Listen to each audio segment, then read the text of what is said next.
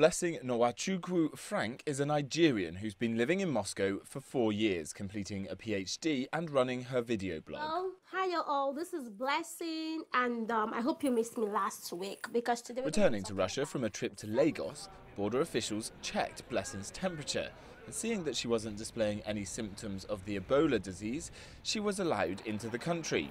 But when she got to her university dorms, where she's been living for years, she wasn't let in. They told her she had to go to quarantine for 10 days. And people weren't allowed into that hospital. It was an isolated hospital.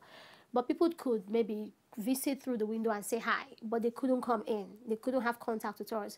And they gave us food, and we couldn't eat the food. So many people ended up not eating, or maybe they would manage to eat because they didn't want people to think they lost appetite. I didn't have social contact with other people. It was really depressing. I used to cry a lot. But Blessing says she was left to transport herself to quarantine, meaning strict sanitary guidelines aren't being adhered to.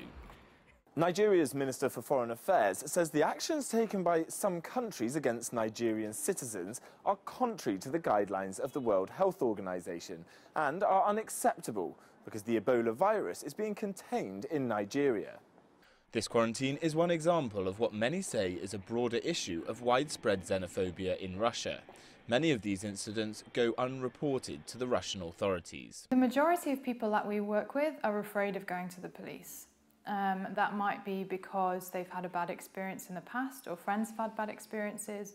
It might be because they're afraid that they don't have their papers in order. Sometimes people will see police on the metro station where they're attacked, and they won't intervene. So there's a real sense that the police aren't interested in doing anything. Penny says she's never seen a conviction for perpetrators of race-motivated crimes.